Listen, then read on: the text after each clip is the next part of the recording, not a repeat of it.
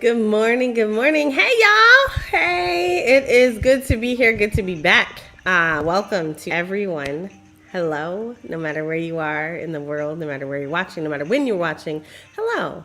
My name is Nicole Maxwell, and I want to welcome you to today's session, which is the Black Multiverse Skill Up program with Grow with Google.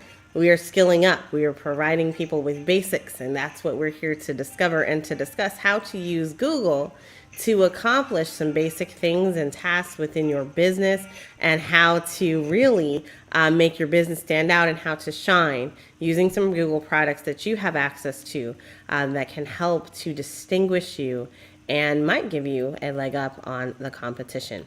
So today we are going to have a focus on small businesses. We encourage you to tap in with us regularly.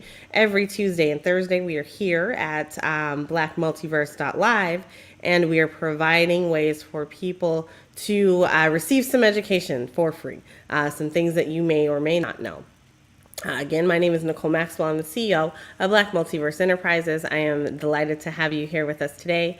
Black Multiverse is dedicated to disrupting disenfranchisement in the present to preserve possibilities and potential in the future. And one of the ways that we're doing that is by helping people to obtain some skills that they may not have had before. I'm bragging today, y'all. So we're going to stop for a minute and let me brag. I don't know if you can see this, but I'm rocking my Grow with Google partner t-shirt we've acquired here at Black Multiverse. We are a gold level high performing partner with Grow with Google, and we are very happy about that accomplishment. And we look forward to achieving it all over again in 2023. But we became partners with Google here at the very last leg of the third quarter. And so that is no small accomplishment. We've been able to come in and make an impact, and it's been noticed. And so that is something that's fantastic and wonderful. We are doing this as a part of that initiative to get out here and to disrupt some stuff, to make waves. One of the things that I'm really passionate about is alternative education. And so whether that comes to you in the form of a scholarship, which we're going to talk about a little bit later, so stay tuned, or if you are just somebody who seeks out constant and continual learning, today's day and age is perfect for people like us because there is no end to the levels of information and education that you can receive. So if you're interested in coding, you can go out and take a course. You don't have to be accepted at some humongous university. You can just become part of the viewing community on YouTube University. That's what we call it. Or you can tap into resources like this. So we are broadcasting, and today we are broadcasting in a few areas, but in the future you might be seeing us on other spaces. So I'm going to go ahead and call those out. So if you're watching us on Roku, if you're watching us on Hulu, or if you are watching on Amazon Prime or Audible or any of our other locations, we have quite a few. Google, also Google Podcasts, and Apple, and also Facebook. So if you are watching us on any of those, we welcome you and we say hello. I do ask that you pause for 3.5 seconds out of your life and click the share, like, and follow or follow button. Actually, no, not or, and. So share, like, and follow. So like this video, share it with a friend, and make sure that you're following the place where you are watching us. So we are actually distributed by Max Distribution, Max Distro Live worldwide. Max Distro is a new endeavor that is kicking off, and they are providing pathways to distributing things like your podcast, your broadcast. So really excited about that. And there's a blockchain twist, a blockchain tie-in. So most people who know me from the Metaverse, or may also know me from the blockchain and Web3 spaces. I am an avid person, active in all of those things. We don't really have experts on that side of the fence, but I'm one of those folks. So, if you are looking to have your mind shifted, I welcome you to come and have a meta mind shift with me. That is a personal consultation. But today we are talking all about education. What does that look like when you're a business owner and you're a small business owner? You tap into things like this to help you understand, your possibilities and your potential for moving forward. So we're going to go and we are going to kick things off today. Let me go ahead and do that so we can dive right on into today's session, which is going to be connecting with your customers and managing your, not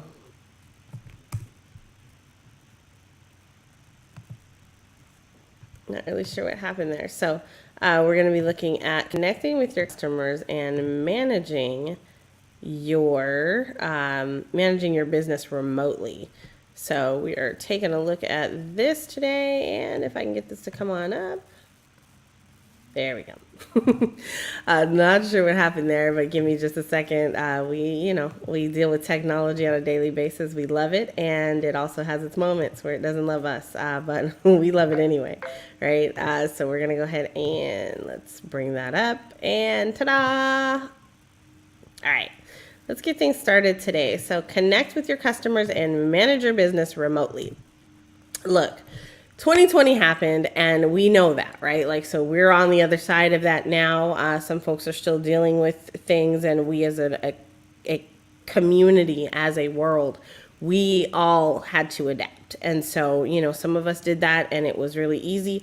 Others, it took some more time, and still others they were not able to do this, or they're in the middle of a pivot or a shift. So today's session is going to be all about how to connect with your customers and manage your business remotely using Google products.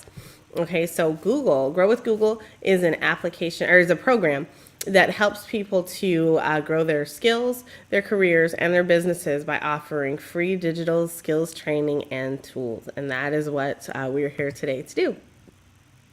In today's presentation, we are going to discuss some different ways that you can engage with your customers online, and you're going to be able to use Google tools to stay productive no matter where you are. So first, we're going to talk about how to connect with customers via your Google Business profile. This used to be called Google My Biz, and so it's still probably lovingly called Google My Biz in many, many different areas. You are also going to then, we're going to discuss how to connect and communicate with your customers remotely. So whether this is your colleagues, your customers, or employees, you're able to use your Google Calendar and Google Meet.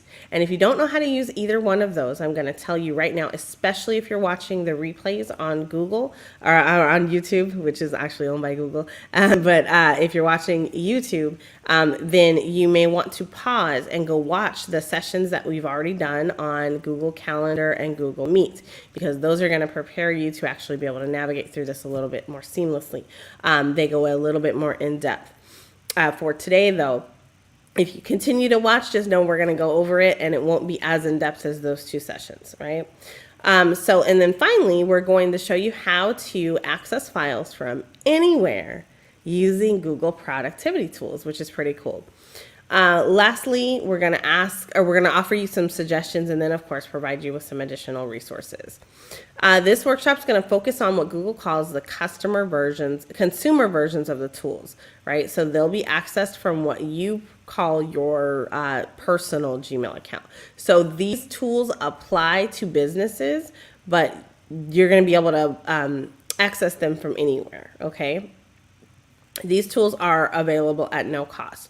The business version of all of these tools is called Google Workspace, right? So that's a little confusing because there's also now Google Workspace for the individual versus Google Workspace, which is meant more for business. But just know that there's a couple of different deviations and variations on the naming out there. There's a few features that are going to be mentioned today that are only going to be available in Google Workspace, but I'm going to point those out to you when we come to those solutions. All right. So next up, let's start by talking about a Google Business profile. Ooh, what is that? Well, your brick and mortar, I have such difficulty with that word. Your physical location is open to customers and local businesses with service areas, and can create everybody that has one of those. So a physical location for your business that you do business at can actually create a business profile. Right? So again, this used to be called Google My Biz. In lots of different spaces with lots of different service providers, it is still called Google My Biz, right? So they have not rolled over yet. So just be aware that you might see those two distinctions in the naming. To access this, it's important to know how to actually, to what it is and where you're going to be able to grab it from. All right. So if you have a business profile, it's important to keep it current as well as to have accurate information for your customers.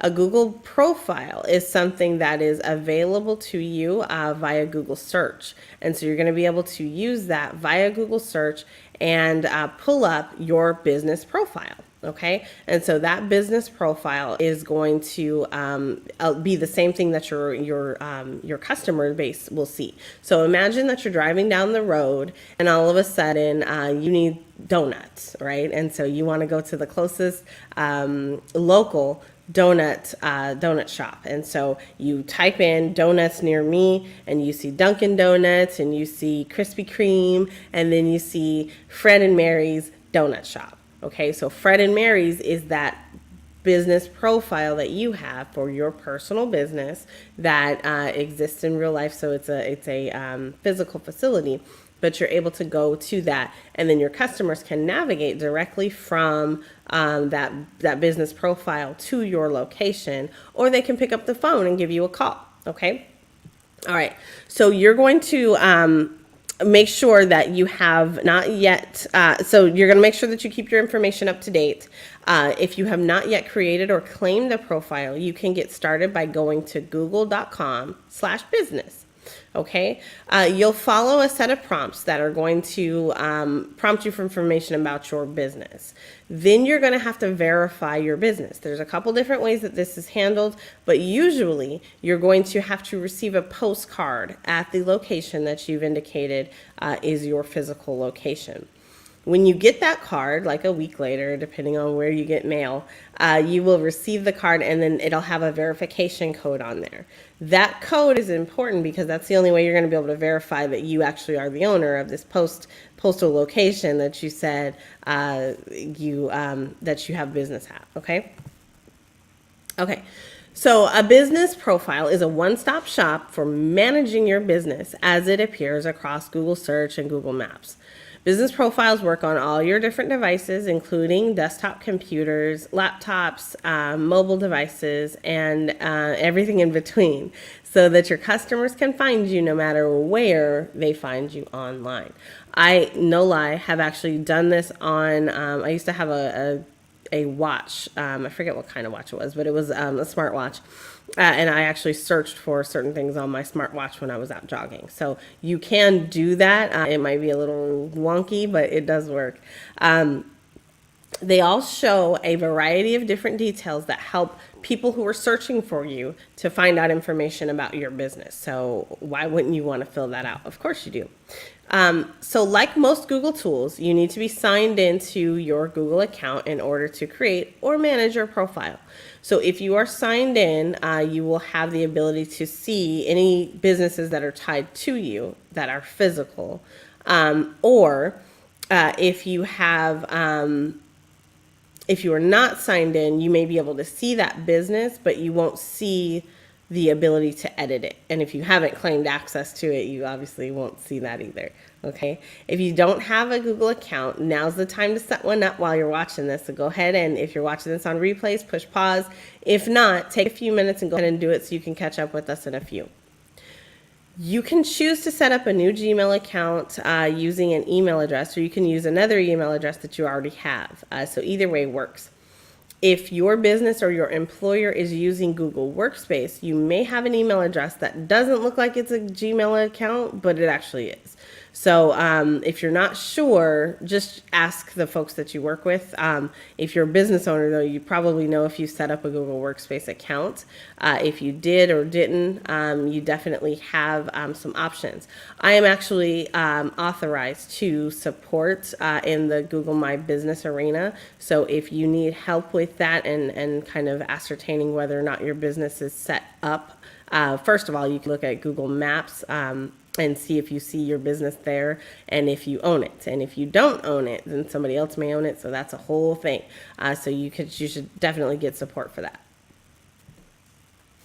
Once you create and verify your business profile, you can edit the information that Google displays and keep your business details up to date. There are also many built-in features that will allow you to share updates and posts so that you can engage with your customers. You can edit your business description to share some really important information. You can manage your hours of operation.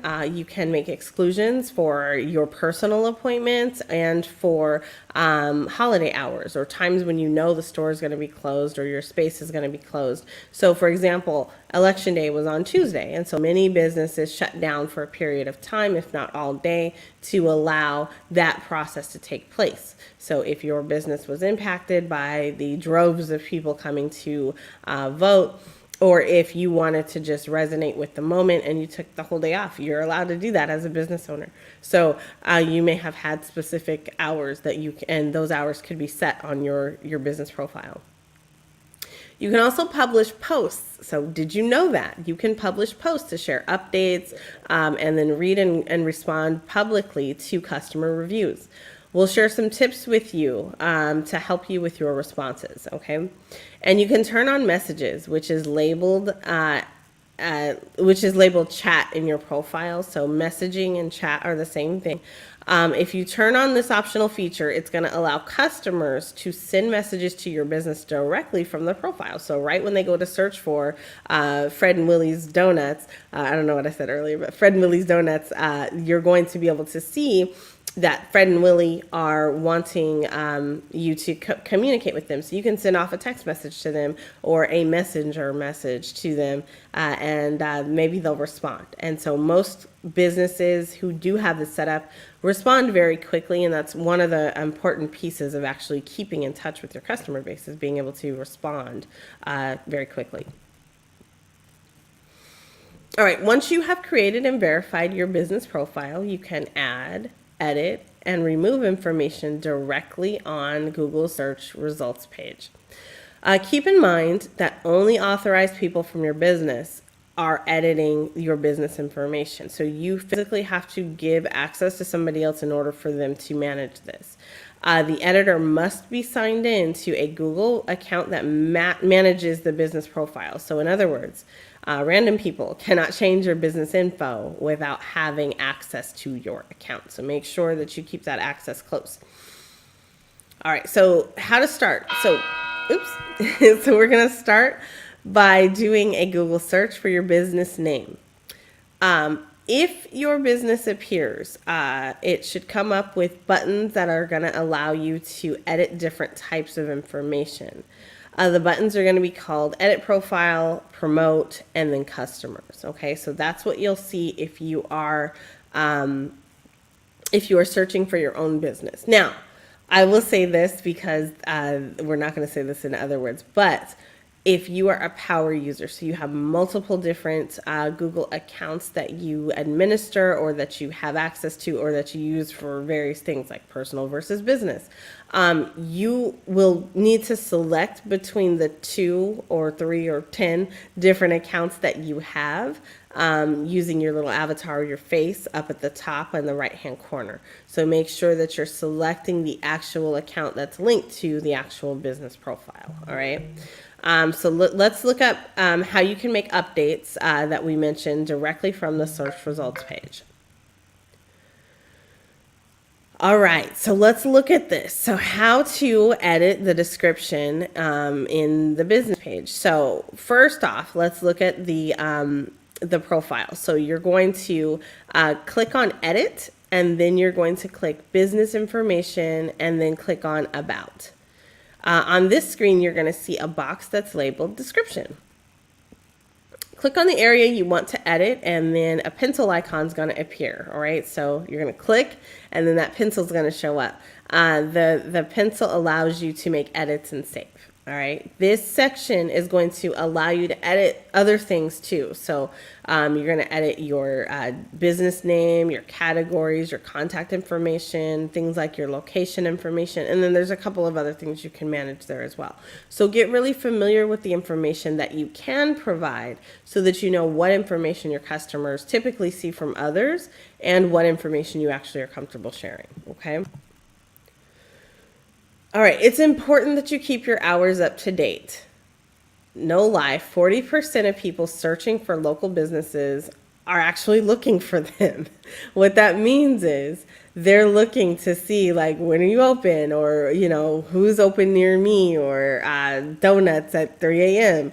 They're looking for people like that satisfy that need for right now. So if you can satisfy that need, then you're just that one step closer to obtaining a customer, and potentially obtaining a customer who's not one of the customers that you had before, so a new customer. All right, you can edit your business hours.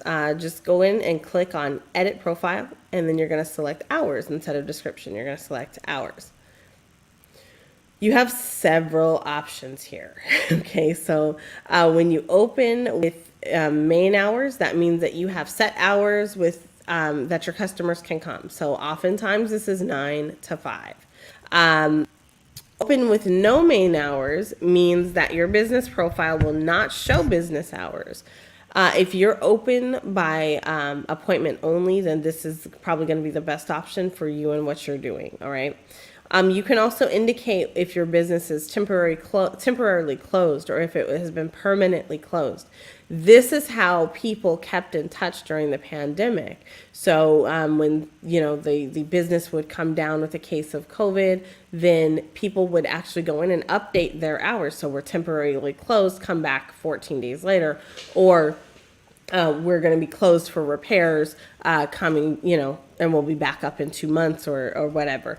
So whatever that situation is that applies to you, go ahead and make sure that your business and your people are informed. If you've permanently closed, that is another thing that you can just do a kindness to people so they're not out looking for you.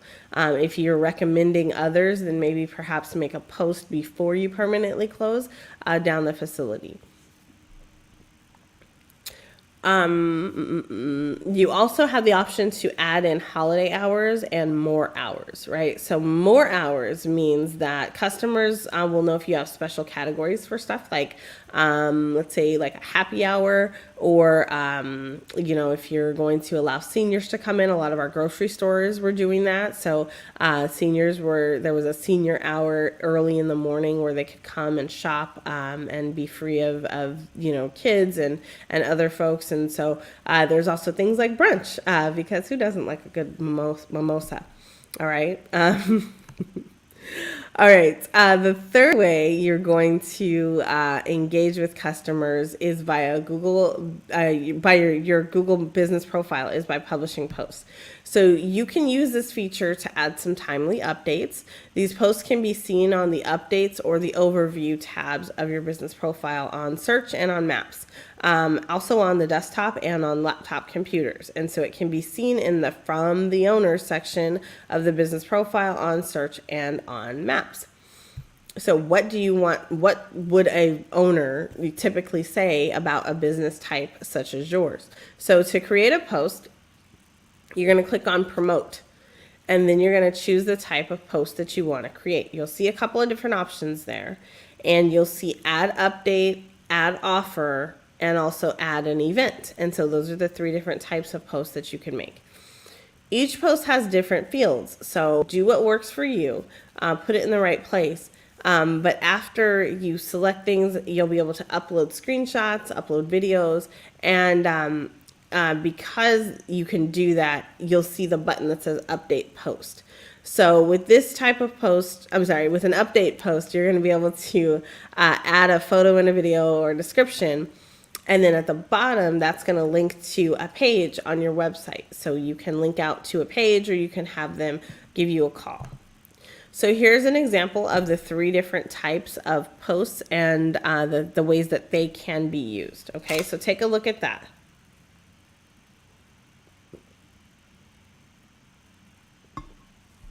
All right.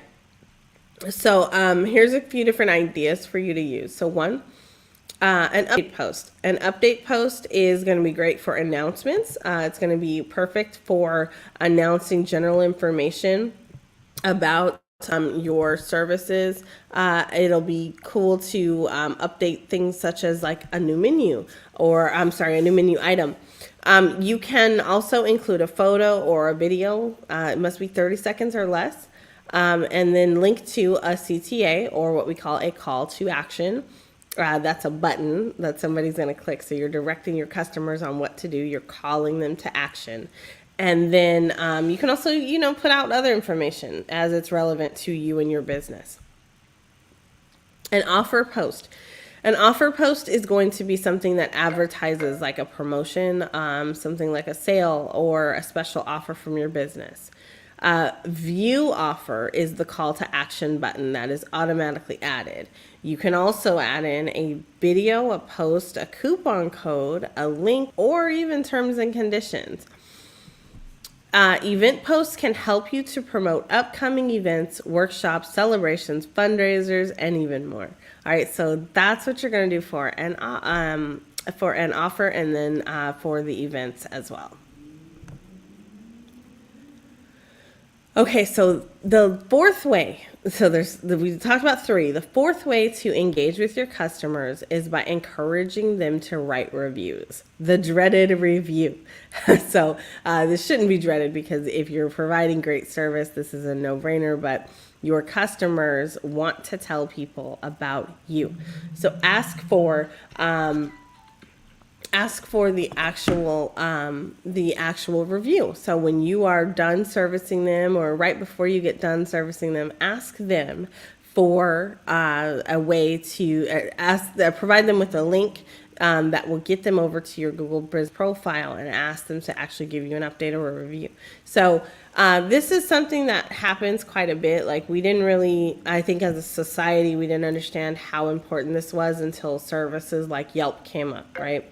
So we've always honed in on the idea of having references and referenceable materials, but now we have the idea of having these curated reviews from our communities and from our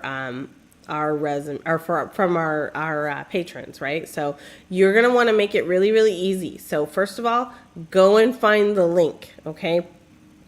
To get to the link, you're going to be inside your profile, and then you're going to click on promote, and then you'll go to ask for reviews. There is a link there that looks very similar to the one on the page, and you're going to be able to give that link to somebody else. That's going to be the direct link to come and provide you with reviews on your business and your service. Be really creative. So you can share the link after you've had a positive interaction with a customer. You can include the link in an email or include it at the end of a chat conversation. You might even want to print it on things like your receipts, your invoices, and your flyers. I actually do this, so I have mine on my invoices at the bottom. It's a good way to just give people a leave behind.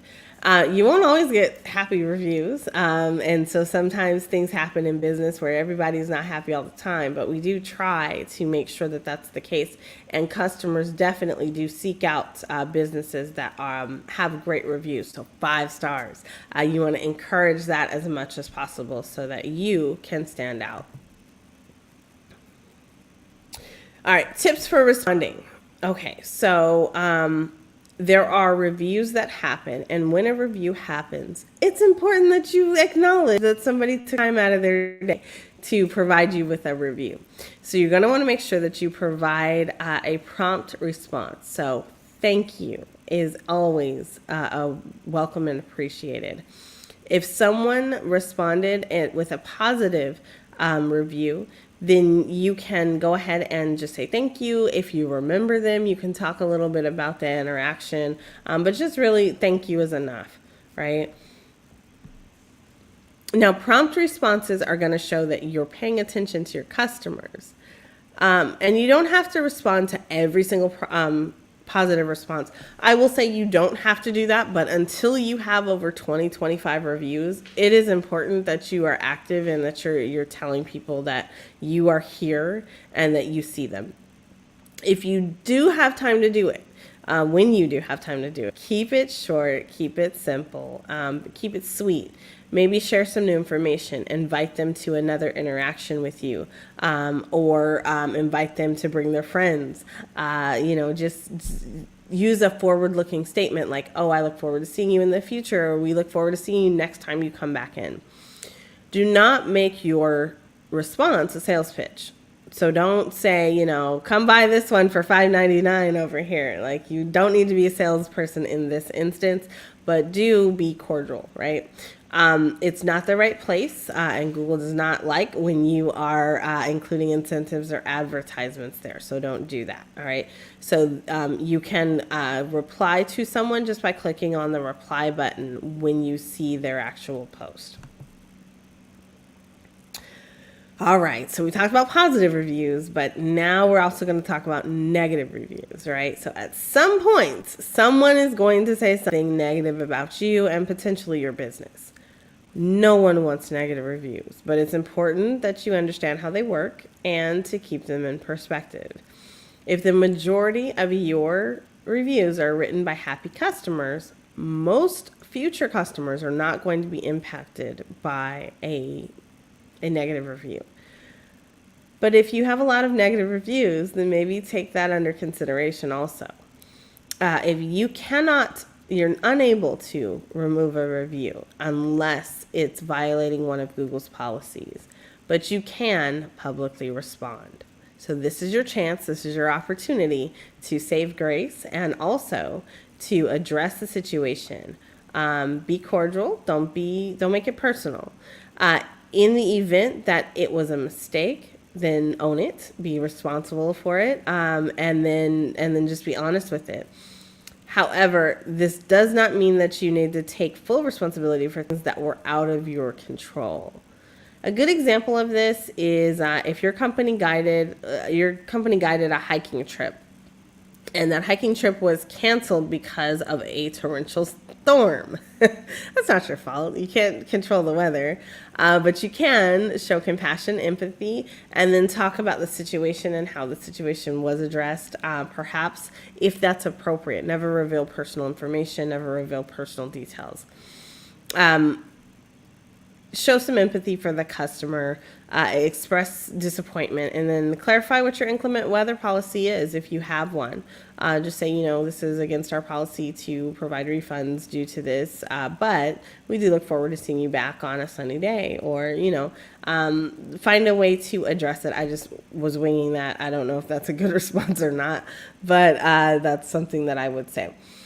It's important that you humanize yourself, right? So you're a human. Include your name or your initials. Remind people that the person who's going to be reading that review is real, as so is the person who's writing the response to it. You want to make sure that you are letting people know there's a human behind this computer that's going to see this. So sometimes that deters people. Other times the internet is rough. And whenever it's possible, try to find really constructive ways to address issues.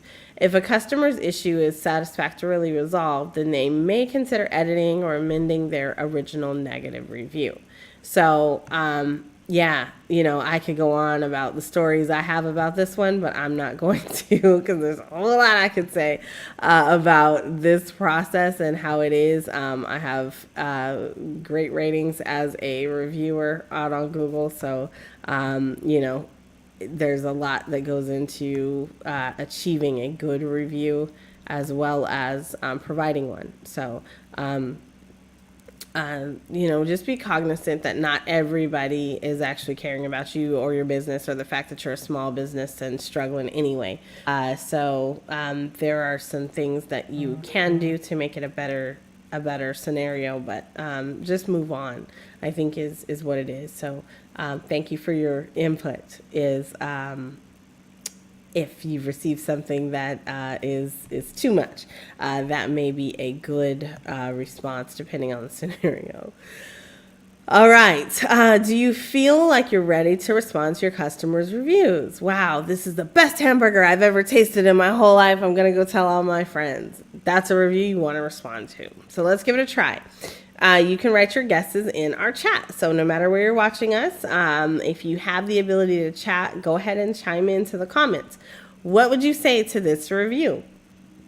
In this scenario, the customer really enjoyed their review and they wrote a 5-star review. They enjoyed their hamburger and they wrote a 5-star review. You are the business owner that's in charge of responding. What option would you choose?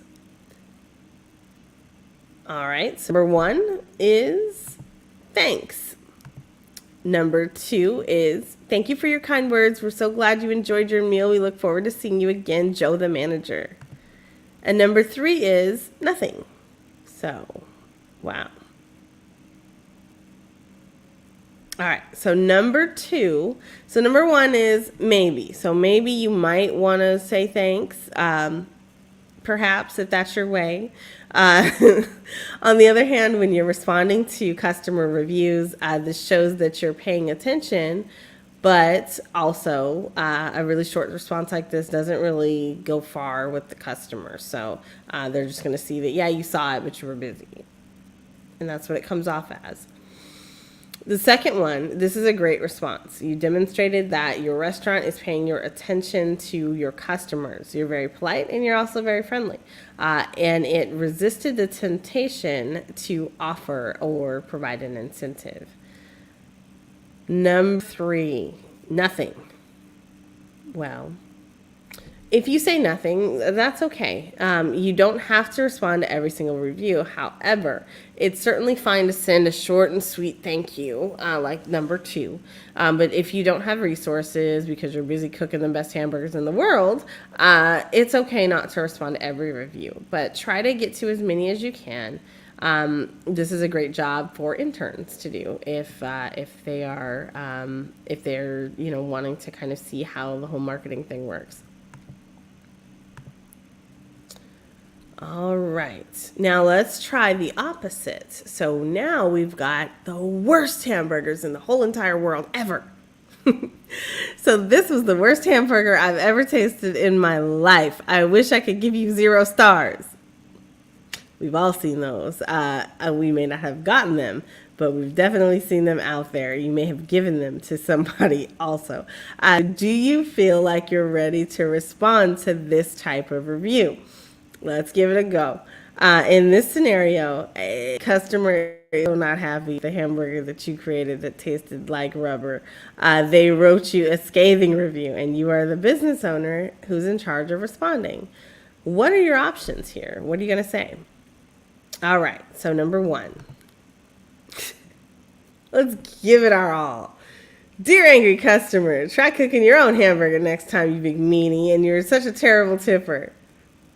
This is probably not going to be the best thing to say. Try again. Remember, you got to keep your cool. You have to stay polite and stay professional. Don't make it personal because it's not about you. It's about them. It is about your business, though, right? So it's hard. I understand. All right, number 2. Have a good experience. We'd love to a chance to make it up to you. Please send an email to this person at this address. Sincerely, Joe, the manager.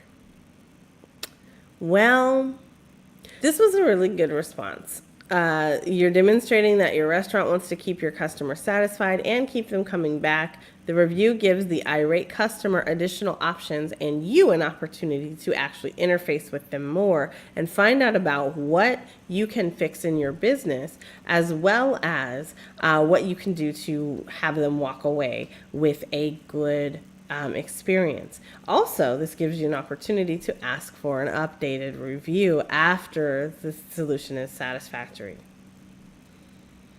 All right, number 3.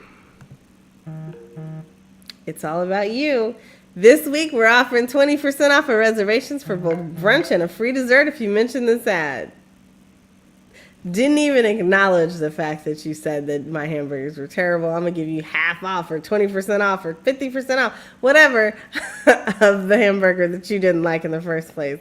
Just come back from brunch, okay?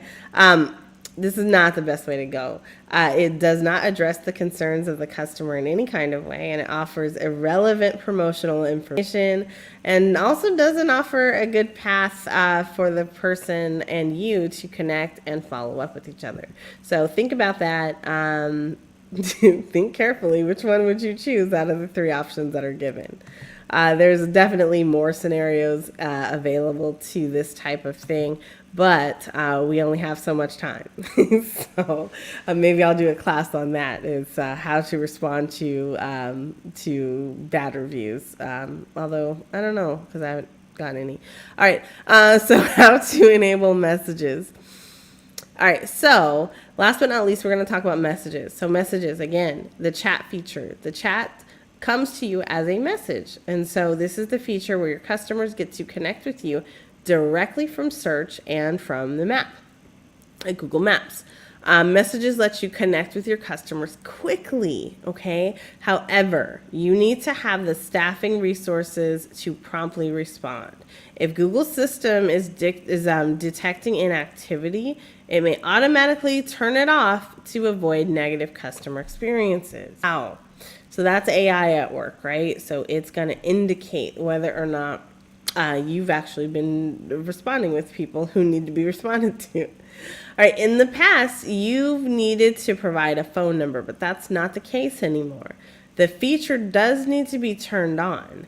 In order to access it, all you have to do is click Customers and then click Messages. When a customer sends a message, it's going to appear here as well as in the Updates tab in the Google Maps mobile app. Wow, so you get to see it right there on Google Maps. You can turn on messages or turn them off depending on what your needs are. So, maybe you're getting so many customers from Google Business that it's too much, so you need to turn it off.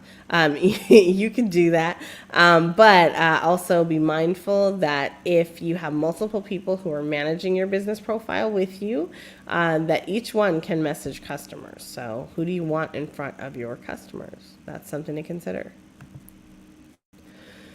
All right, so now you know how to set up your business once again on Google with a Google business profile.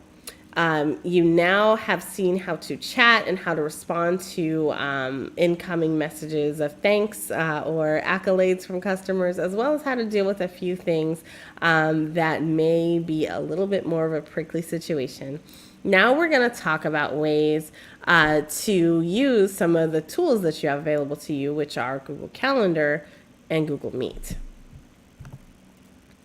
Now, again, if you have never used these, go back and watch the videos because we actually did in-depth basic overviews of each of these tools. So we do have videos on them. They are available at blackmultiverse.live. And so that's our YouTube page. You're going to be able to go out there and check it out. All right. And before we get started, we're going to go ahead and do a quick commercial, and then we will come back and we will keep things rolling.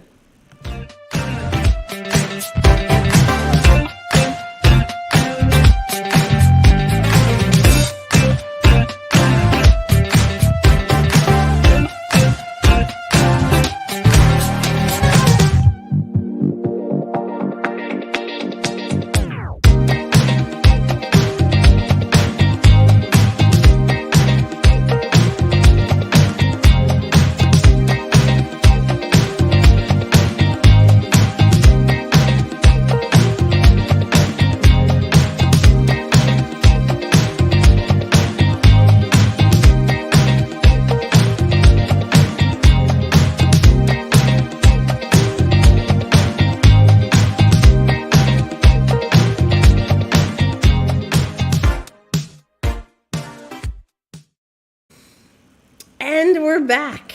That is an ad from the one and only Artsy. You guys, if you are going to visit Artsy and you heard it here, tell her Technical sent you. Technical, Black Multiverse, either way, she is actually on our board of advisors. So we are very happy to be able to support any and everything that she does, and definitely recommend her as the one and only curator of luxury VR experiences for the Metaverse. Definitely, she's helping to build up an entire army of people who know how to create and recreate what you want in your future. So I'm definitely excited about that. Anyway, so we're back here in Web 2 Spaces, and we're talking today about Google Calendar and Google Meet. So we've been talking about how to engage with your customers remotely and how to stay connected, right? All right, so if you want to learn more about these two tools, we're going to be using the tools and the versions of these tools that are available to everybody. So these are the consumer versions of the tools. If you want to learn more about Google Workspace, which is going to be the business versions of the tools, you're going to be able to go to g.co, so g.co/workspace, okay? In this workshop, we're going to be focusing on features that apply to both versions. We're going to show you how to connect these products, plus offer you some pro tips for getting the most out of the tools, all right? If you've ever used Google Calendar before, then this slide should look super familiar, right? So this is the anatomy of a Google Calendar. I'm going to cover some of the features here with you so that you have an overview. If you've ever used a calendar at all, then this should make sense to you. And if it doesn't, pop your questions into the chat now. If you used Google Calendar before, you're going to know that in the center section, you're going to see all the events that you've ever added to your calendar. Now, this one doesn't have any events there, so you may not know what I'm talking about, but I will show you an example here shortly. The create button is going to allow you to create new events. So over on the left-hand side, you see the create button. That is for creating new events. You'll be the only person who can see the events on your calendar unless you choose to share it with other people. And by it, I mean the event or the calendar. Beneath the create button, there's a little mini view of a full month. You can use this to quickly navigate to a different date. So below that, you're going to see my calendars. Now that is a list of all of the calendars that you have access to. You're also going to be able to see or hide events that are appearing on those specific calendars by checking or unchecking the boxes next to its name. The gear icon at the top of the screen lets you edit the settings for each of your calendars, okay? So that's the quick overview. Those things are all pretty simple, but when you dive in, it can get a little bit more complex. So let's just keep going. All right, so one way for you to connect and engage with your customers and your team, by the way, is to share a calendar. With Google Calendar, you can create multiple calendars that can be accessed by different people. Did you know that? In this example, you might have a work calendar that you share with your colleagues. You might have a private calendar, something that is shared with nobody. And then on this slide, you see that I can create a new calendar called Share Calendar. And that calendar might be shared publicly if I set it up that way. Okay? Now, how do you do that? Well, here's how to do it. On the left side of your calendar, you're going to scroll down to My Calendars until you see the section that says Other Calendars. So keep going until you see that. And depending on the size of your screen, it might be a little ways down. Click the plus symbol. And then next to Other Calendars, you're going to be able to reveal a menu of options. From there, you're going to go ahead and click on Create New Calendar. Okay, so it should look relatively like what we're seeing here. It should look exactly like what we're seeing.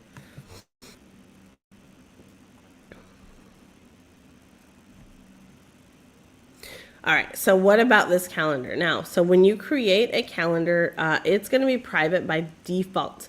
No one is going to see your calendar unless you're sharing it with them, and unless you're inviting them to an event.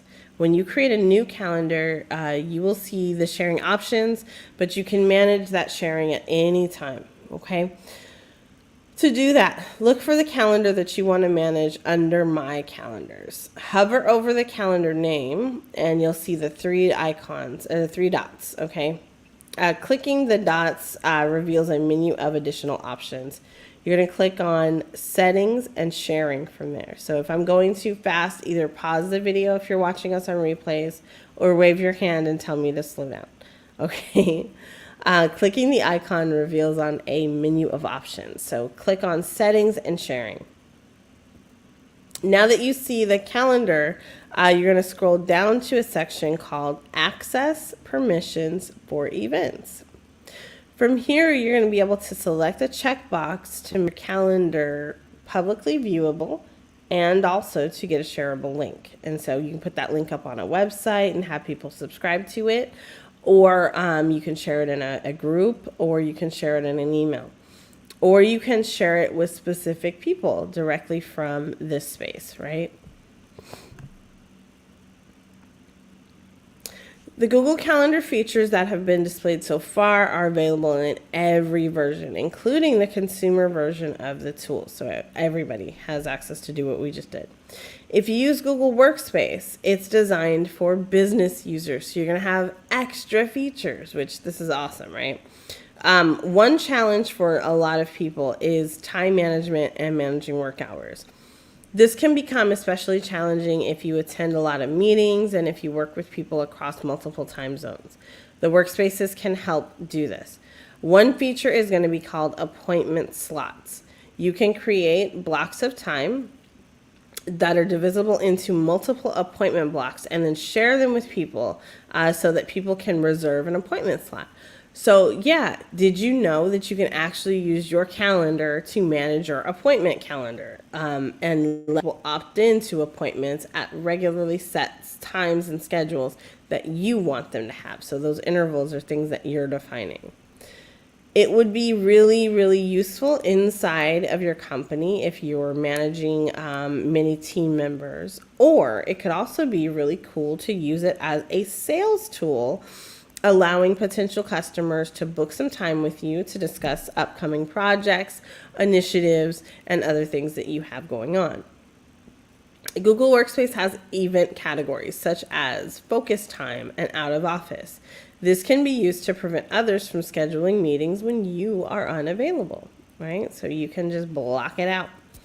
Finally, you have the option to edit your general calendar settings and also to specify working hours. So when colleagues from across the world want to schedule a meeting at 3 a.m., your calendar is going to show them that you are not available at 3 a.m. in your time zone. Like, that's just not happening. You're not waking up at 3 a.m. Well, I'm not. I don't know. You might, but I'm not. There's a lot more to Google Calendar. Okay, so we've already covered how to set up appointment times. We've covered how to create your own personal calendars, whether they're private or public. Now we're going to talk about how you can use it in conjunction with Google Meet to engage your people, right? To engage with other people. So Google Meet, let's talk about that.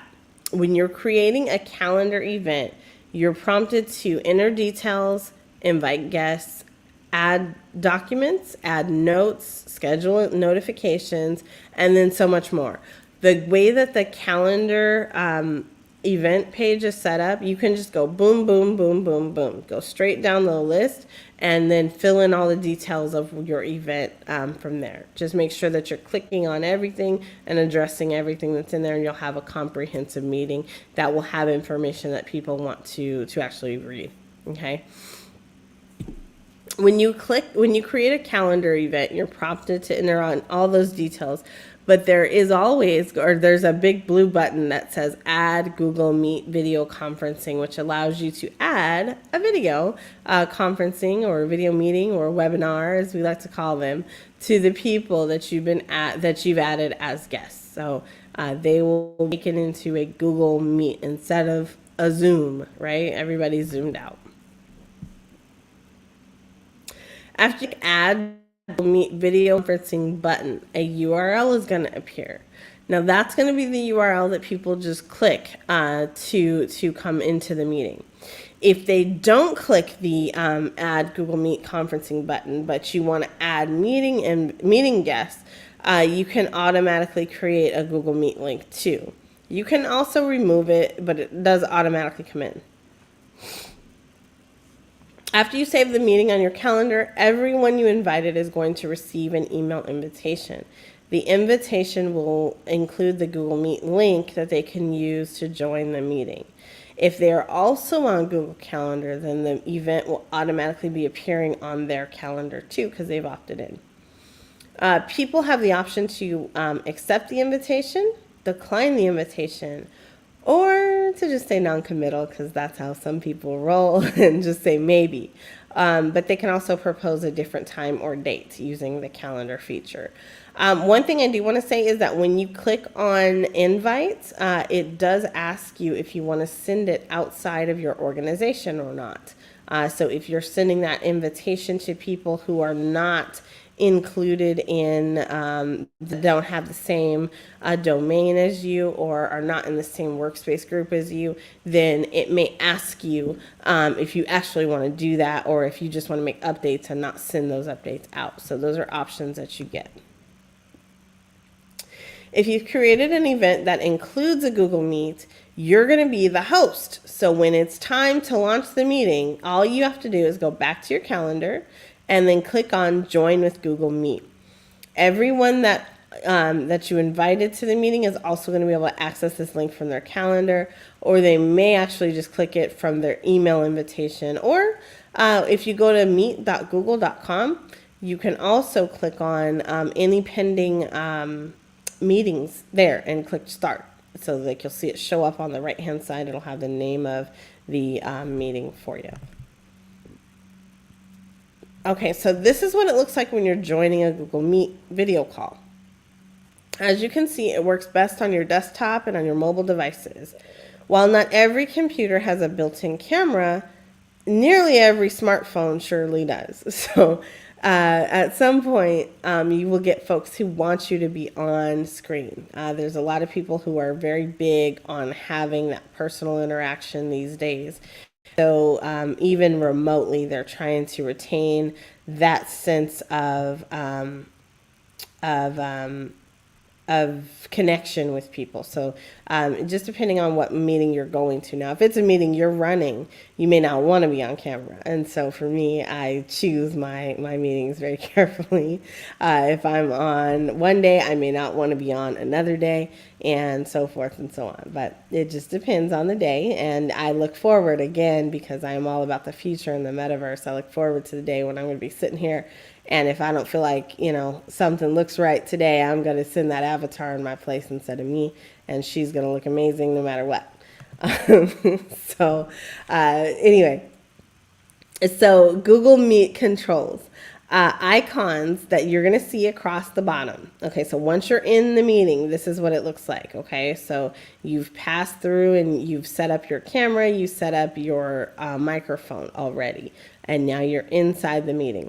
At the bottom of your screen, you're going to see the microphone, the camera, the option for closed captions, screen sharing, more settings, and then leave call. I absolutely love the option for closed captions for plenty of reasons, but mainly because I think it's funny to read how certain people's dialogue is heard by the AI, by the bots that are capturing the words. But I'm also really interested in, I watch closed captions anyway, like on TV. Most of the time when I'm watching TV, I always have on closed captions. So to be in a video call and actually have closed captions, like, it just feels normal to me. So if that is distracting for you, you can absolutely turn it off. If you need it, absolutely turn it on. There's no reason not to. So use that feature because it's really cool. All right, so I think I covered all of that. So if you're using a Google Workspace business version, you're also going to see a raise hand button next to one of the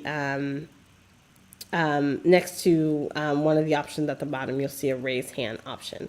So the icon with the arrow symbol is going to allow you to share your screen with meeting attendees, and you're going to be able to share your whole screen, your window, or just a specific tab.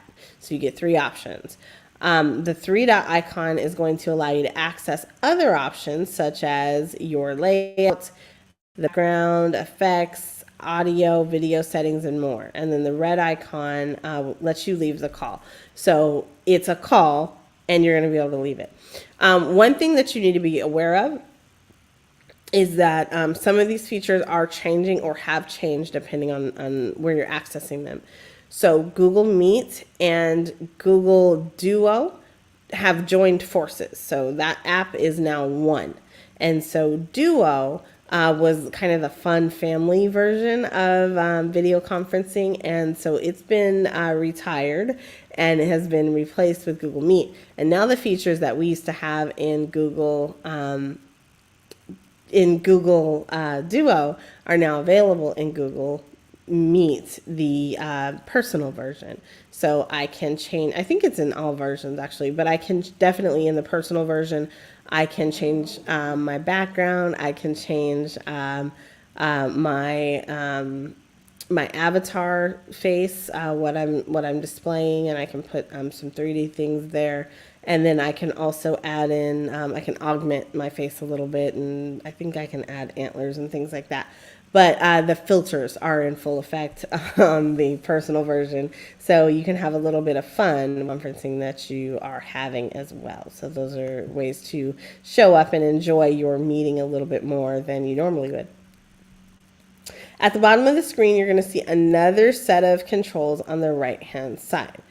So the circled eye icon is for meeting details, so it's information. Whenever you see an eye with a circle, it's usually going to be information. If a colleague has texted you to ask for a link to join the meeting, if you click on I, you're going to be able to copy the link information and then send it back. The people icon show you who's in the meeting and also who's muted. It also allows you to send email invitations to other people. The chat icon opens a panel on the right-hand side of the screen so that you can see in-call messages that are visible to everyone on the call. This is super handy, and it works to share links and to also share information with the group. The next symbol is a triangle, square, circle. So not just a triangle, but a triangle, square, circle that takes you to the activities tab. The consumer version of Google Meet, it includes one, and that is the ability to create a virtual whiteboard. So you're able to access what they call a Jamboard and mark up ideas that you can share with each other, right? The last icon is a lock in a shield. Okay, so what does that usually mean? It's security. So these are host controls. From there, the host is able to restrict what meeting participants are actually able to do during the meeting. For example, you can enable or disable the ability to share screens. You're going to be able to send chat messages and also unmute microphones. So those are some really cool things that you're able to do as a host to maintain the meeting. Now let's talk about Google Workspaces versions of these. All right, so when you think about Google Workspaces and the fact that it's meant for businesses, here are some of the features that you're going to be able to have with a premium account. So you're going to be able to see these different options underneath this triangle, square, circle combo. And you're going to be able to click on breakout rooms, which splits into smaller groups. You're also going to be able to create polls for your audience and record your meeting. Please note that you should inform all attendees all the time, anytime that you are recording a meeting so that they know, because they are also going to see a record symbol on the screen that's indicating that the meeting is being recorded. However, in a lot of states, it is essential that you are informing people that they're being recorded because that is illegal in certain jurisdictions. All right. Okay, Google Meet video calls can help people to feel engaged and connected. You can use them in many different ways, including brainstorming sessions, client consultations, classes, virtual get-togethers. All right, the consumer version of Google Meet allows you to have up to 100 participants in a single call, and the number of meetings is absolutely unlimited, but each meeting is only limited to 1 hour. So the consumer version, the free version, is 1 hour, and it's limited there. If you need more features, you can sign up for Google Workspace. There is a range of different plans that's going to be available at $6 a month per user. Depending on the plan that you selected, your meetings can hold up to 5 attendees. Learn more and compare more. I will give you a link in the chat to get a discount on your Google. So if you want to start that up, just ask me, or there will be a link in the chat or in the description of this video that gives you access to a discount on your Google Workspace. All right. Google Meet best practices. No matter what version of Google Meet you're using, these tips will help you to appear your best in your video call. All right, rule number 1. When you're hosting or participating in a video call, make sure that your camera is on whenever it's possible. So again, I look forward to the day when our avatars can just go in our stead, because this one is difficult for some folks. But keep your video on. It helps to create a better impression and also helps you to stay a little bit more engaged. When you're on camera, consider what is behind you. So you should always try to choose like a neutral background and something that is clutter free. So if you're a hoarder or you have a lot of toys like strewn all around the house, clean that up a little bit and make sure that that you are able to actually to have a good visual for people. If you can't do that, use Google Meet's visual effects and then go ahead and blur your background or select a different background image. Like I'm using a background image today. I don't have to, but I am. It's important that people can hear you. An external microphone might provide you with better sound quality than a microphone that's built into your device. Conversely, when you're not speaking, it's important that people do not hear you. Mute yourself. Remember to mute your microphone when someone else is talking. That is, oh man, that's critical. I can't tell you. Try to limit your movement when you're on camera so you don't create distractions. So if you're not the presenter and you're over here and you're kind of like leaning in your chair, or, you're rocking back and forth, like it's like my eyes are always going to you every single time you move. So we want to make sure that we keep people engaged and keep out the fluff. All right, so now we've covered some really cool tips and tricks for using Google Calendar and Google Meet together. But let's talk about the one thing that we always talk about, which is how to store your files and how to access them from anywhere. So far we talked about those two tips to engage and to connect with people and to help you be remote a little bit easier. But one of the best tools that you can use is Google Drive. So as long as you have access to the internet, a device with a web browser, your username and password, you are able to work from anywhere. In this section, we're going to talk about Google Drive. And to talk about that, we're going to say that, Google Drive holds your stuff so you don't have to, right? So Google Drive is a cloud storage solution.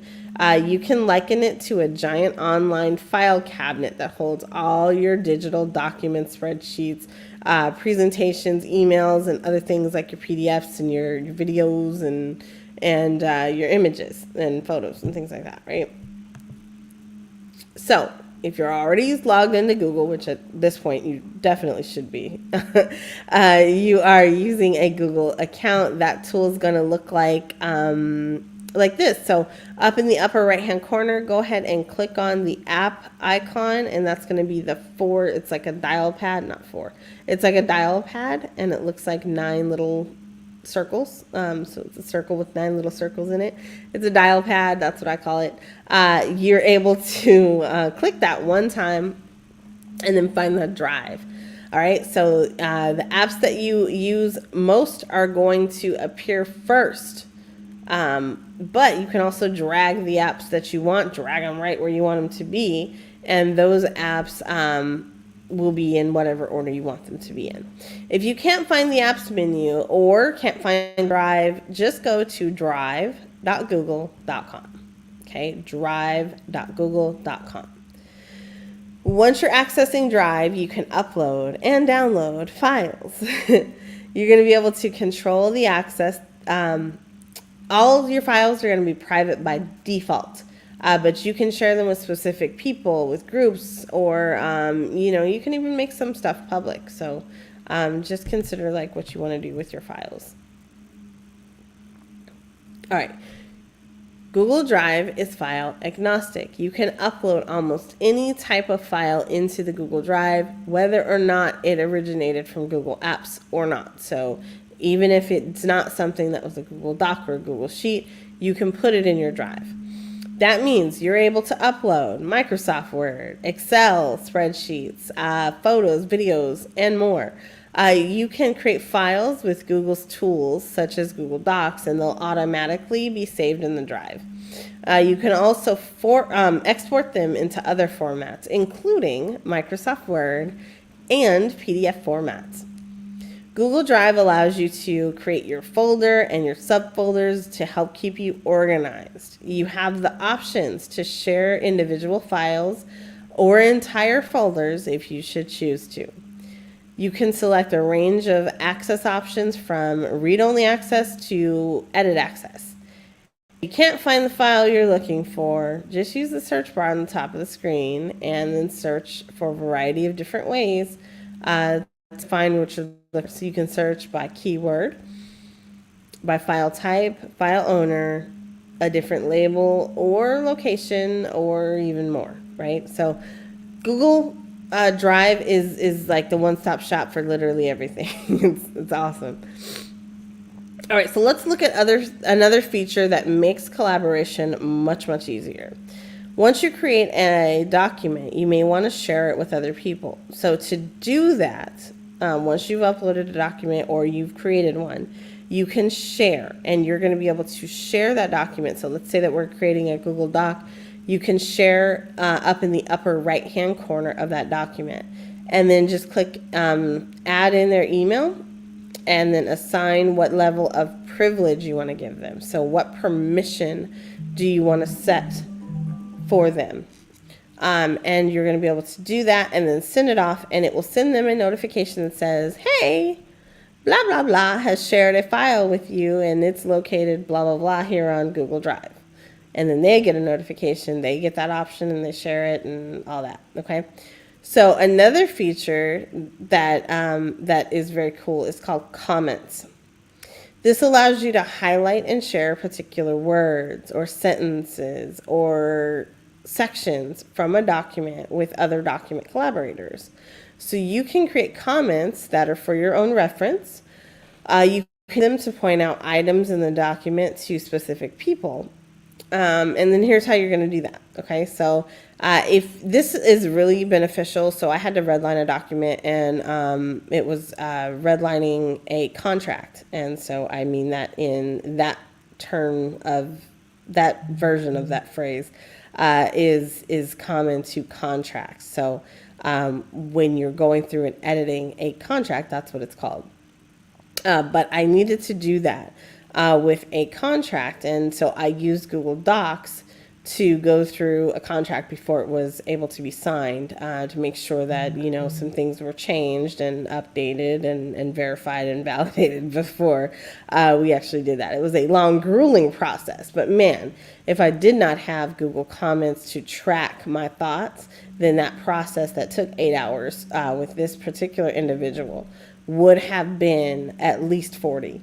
So I am thankful for the ability to actually collaborate in this way, where I can just quickly go in and make my comments and leave them there, and allow other people to absorb the things that I've said, or to correspond and correlate within that process.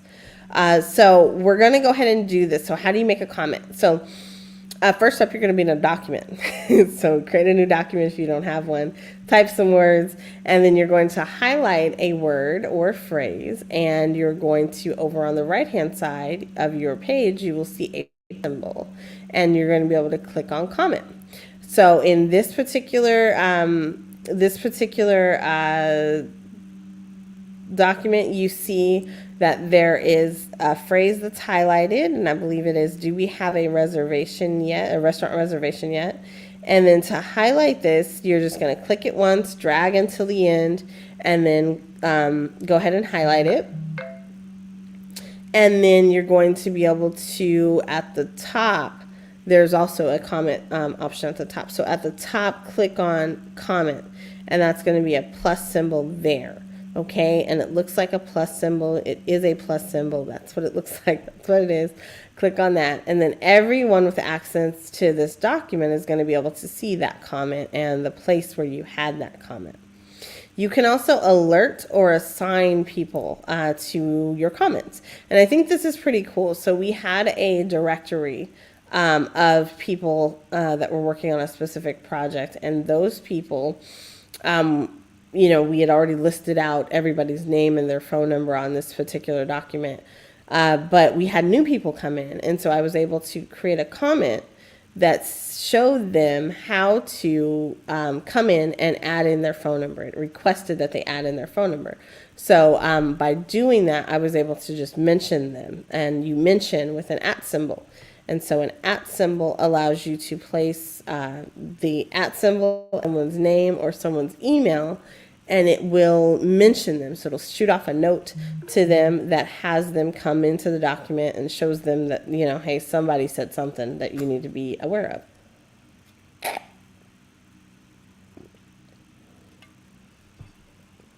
All right, so when you are alerting someone or assigning a comment to another person, because you can do that too, so you can reassign. So let's say that I'm managing a project and I have a user who needs to do something, or I have a team member who needs to do something. I can alert them to a specific task. Hey, you're up. Or, hey, can you go get pricing for Q-tips? Or, whatever it may be. You're able to actually do that. So this process works the same in both Google Sheets and in Google Slides. So Google Sheets is the spreadsheet version of Google, and then Google Slides is the PowerPoint version of Google. So presentations, right? Like that's what it's used for. Now, remember, Google Drive lets you access your files from anywhere, but sometimes the place you're at might not have internet access. Have you ever been in that position? I have. So with a little bit of advanced planning, you're able to stay productive by enabling offline access for the files that you know you need to work on. The Make Available Offline feature allows you to open, edit, and save files in the files you choose when you don't have an internet connection. How this works is one device does internet connection again, the changes you've made will sync and they'll be stored to your Google Drive. But you got to set this up while you have an internet connection and on the device that you're planning to use when you're offline. So if you plan to use your laptop because you're going to go on a flight and you want to turn the airplane mode on your phone, on your device, you're going to need to make sure that you set this up first so that way you can work productively on the flight. In other words, make sure that you enable this device on the device you're going to use before you get stuck in a place without an internet connection. To make a file available offline, just open it up, and then over on the right-hand side, you're going to look up at the top and click on File, and then click on Make Available Offline. And that turns it on. And so I actually used this last week. So it is a very cool feature. Lots of other solutions have had things like this. I'm really happy to see this come to Google. And it is extremely beneficial if you travel. As I used to travel for work, I don't travel so much anymore. But you're able to make use of things like this, and it's really, really cool. It's a great way to just be a little bit more productive.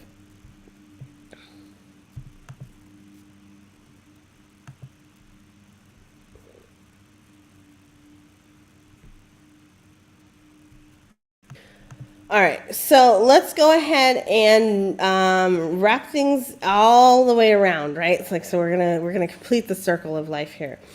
So earlier we talked about how you can use Google Calendar to connect with people online. You now know that you can create files, you can upload files into your Google Drive. So how can you add files into your calendar events? I don't know, let's find out.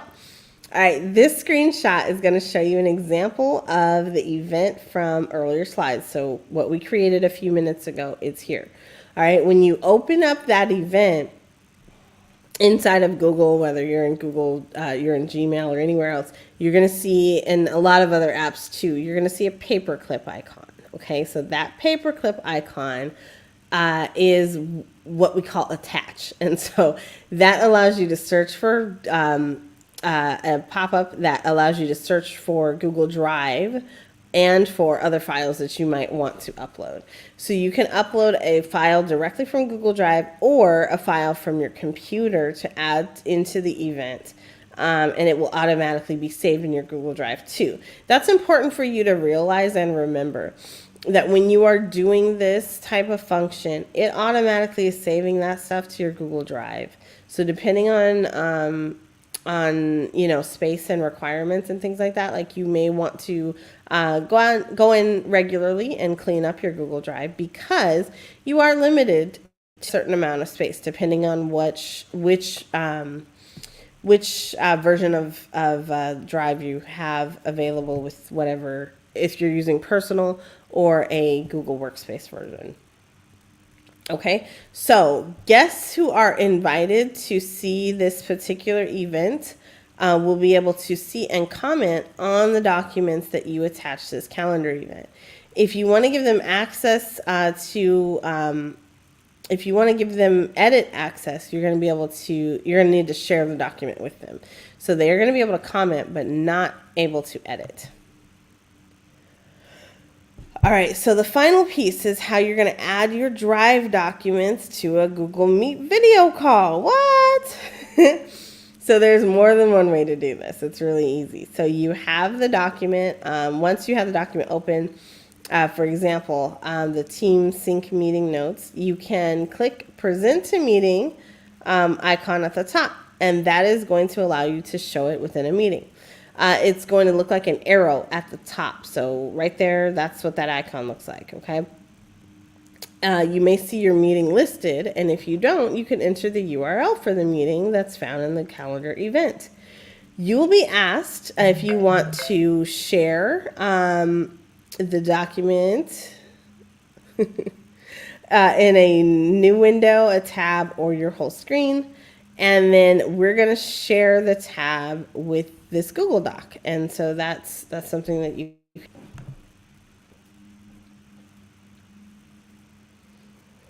And that's what it looks like. So inside the Google Meet, this is what sharing the document will look like, right? So right now I'm sharing my screen, but this is what it would look like if I were sharing this inside of Google Meet.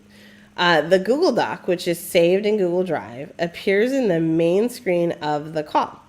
If the document was added as an attachment to the calendar, guests can open up the document and follow along if they choose to, right? So that lets them do that. To stop sharing your screen, you're going to click the button that's labeled Stop Sharing down at the bottom. So it's really easy to do, and they highlight it pretty well. Whew. All right, so congratulations. We've covered a whole lot of information today. So I want to just take a second, shrug it off, and just, pat yourself on the back a little bit, like you've learned how to connect with your customers and how to manage your business remotely.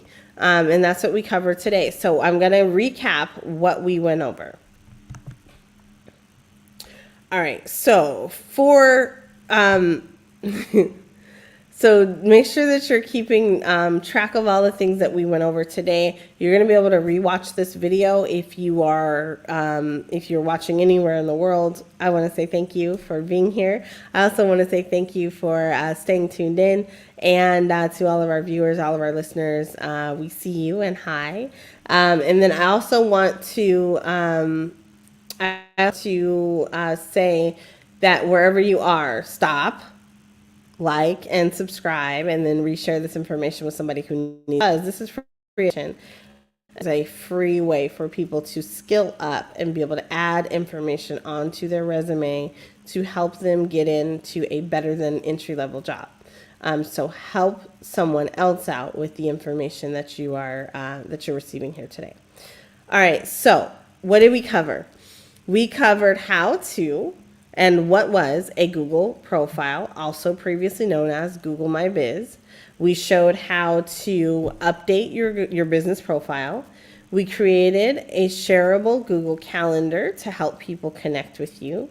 We added Google Meet to video calls and to calendar events. And then we were able to also use Google Drive to securely save our files in the cloud. So don't forget that your Google business profile allows you to connect to and engage with customers. And some of the features that we discussed include things like posts, responding to reviews, and using chat and or messenger. In Google Calendar, you're able to create and share your calendar to improve the workflow and communication with both your customers and your colleagues. Google Meet allows you to have video calls anywhere in the world, and it allows you to calendar your events, making your meetings more engaging and just a better experience for everybody. Including tools like Google Drive makes your life easier, especially now that we're in the realm of the digital. Finally, when you're using these tools together, Google Calendar and Google Meet can be a really powerful combo, especially because you can share a document using all three, right?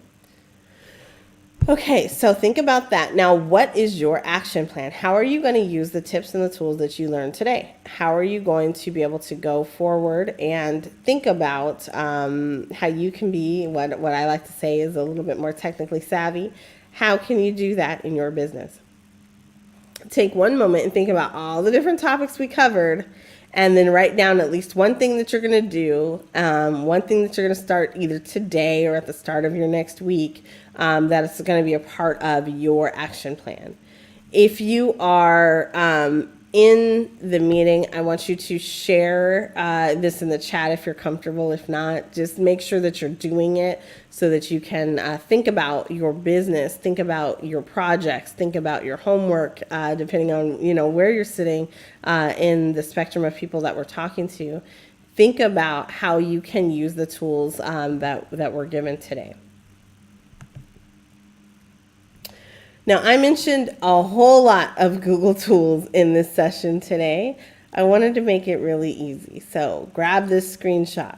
Resources from today's workshop. These are the resources and also the links to where you can find these resources at. So Google Business Profile, Calendar, Meet, Drive, and then Google Accounts, right? I am also in the description of this video on YouTube Live and in our Spotify. I will provide a link to a discount on Google Workspaces. If you enjoyed video sessions and you enjoyed virtually learning and you enjoy providing yourself with some supplemental skills, go ahead and stop and subscribe to Black Multiverse on YouTube, also on Spotify, also in many different areas, thanks to Max Distro. I want you to also take a minute and go out to Grow with Google on YouTube, and you can jump in with them. Every Thursday, they have a new topic that covers additional skills that help you to grow your own skills, your careers, and your businesses. So stay connected because, there's no end to all the freebies that you're getting access to. This kind of information is essential for you to be able to make better business decisions, of course, in your business. Now, if you're looking to start a new career and you want to land a competitively paid job, first of all, Black Multiverse Enterprises is hiring. So we have a number of jobs available for people, and we are starting off with our sales team. I'm ramping up the sales team. So if you are interested in working in a startup type of environment that is focused on Web3 and the future in the Metaverse, please do reach out to me, and you can reach me at blackmultiverse.io, blackmultiverse.io, and then also /careers, or click on the career button up at the top, or you can reach me at careers@blackmultiverse.io. And we do have several positions available. We are continually hiring for those positions, especially as people rotate out because they're wanting seasonal work and things like that. This is the perfect supplement for this time of year to any position. And then also there's a ton of room to grow. So we're really excited about that. Plus there is no end to the different variety of things that you will be exposed to, as well as being able to help promote. One of the other things that is a benefit to you as a future employee is all of our employees are treated to Google Career certifications. And so we believe in empowering and being able to provide people with supplemental education and education that is a little bit atypical. A Google Career certification is the way to go. So we offer that for free to all of our employees. If you are looking to start a career and or land a competitively paid job, build skills and grow in your career, maybe you don't want to work with Black Multiverse, well, Google Career Certificates are still an option for you. So as we are looking forward to the future, you have the opportunity to have some things at your disposal, such as Google Analytics, digital marketing and e-commerce, IT support, project management, and then UX design as well. So we have a whole lot of different things that you're able to achieve. If you want to sign on with Black Multiverse, you also get access to IT support with, IT automation with Python. And so IT automation helps you to learn all about machine learning. And who doesn't want to know that right now? Hot careers. Growing with Google is an initiative that helps people to prepare for work, find jobs, and their job seekers can grow their skills in order to find new jobs and advance in their careers. Teachers are going to be able to learn how to use the latest technology to help sharpen their work inside and outside of the classrooms. Small business owners are helping to build their online presence and find new customers. Startups are going to learn how to get their ideas and the exposure that they need in order to succeed, and developers can help sharpen their current skills and master some new ones. If you want to learn more, please go to google.com/grow.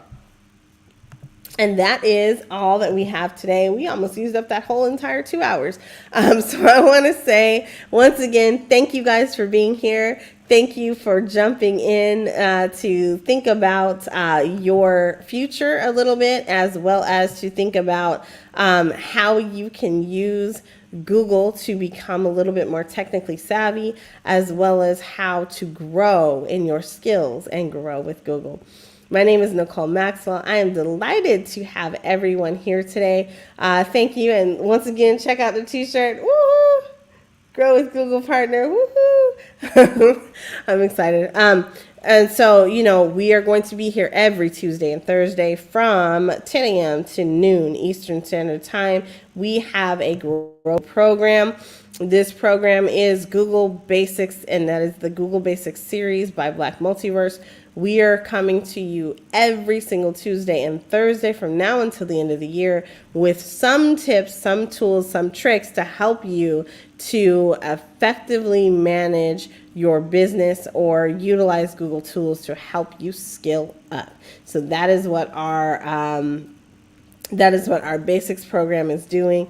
I want to once again just notate that Black Multiverse is a gold standard, high impact partner with Grow with Google. We are very proud to be able to present this information to everyone for free. If you are interested in getting your business into the metaverse and you want to do things a little bit differently for your holiday parties or your Hall of Fame rewards for the end of the year, please tap into info@blackmultiverse.io. We are definitely interested in helping people to succeed and helping people to make that journey.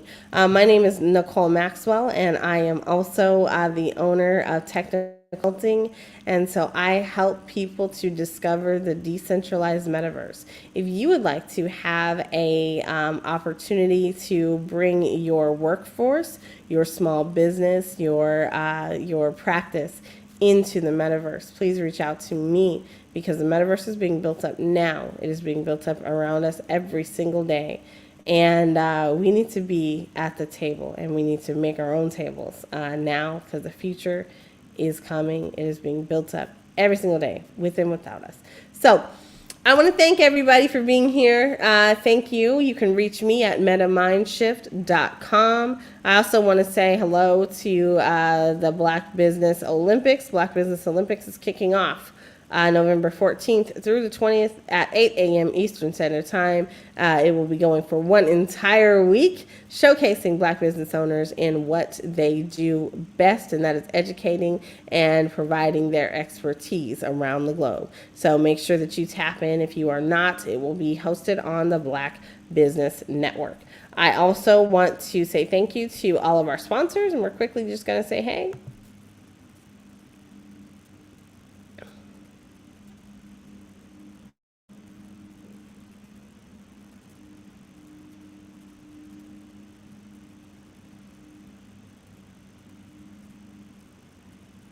So that is all of not our sponsors, but those are all the different places where you can find us. There's a ton more there, but those are, I think, the first 20 or so. We are definitely thankful to Max Distro for getting us out there, spreading the word about what it is that we're doing. So thank you to also the EE Testing Center out of Los Angeles. And so if you're looking for a proctored exam, if you are looking for someone to issue a Pearson exam or CLEP certifications, please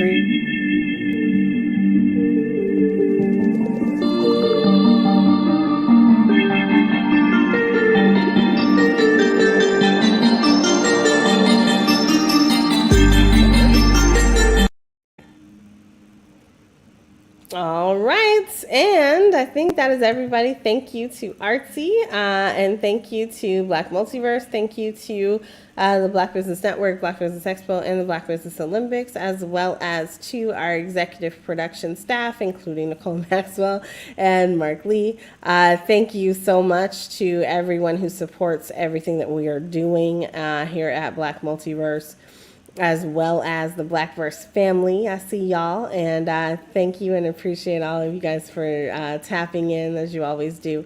And that's it. It's a wrap for today. Thank you guys. Have a great rest of your week. We'll be back on Tuesday and Thursday of next week. And we are going to definitely have more sessions for you on Grow with Google and how you can use Google tools to be a little bit more technically savvy. So thank you again and have a great rest of your week.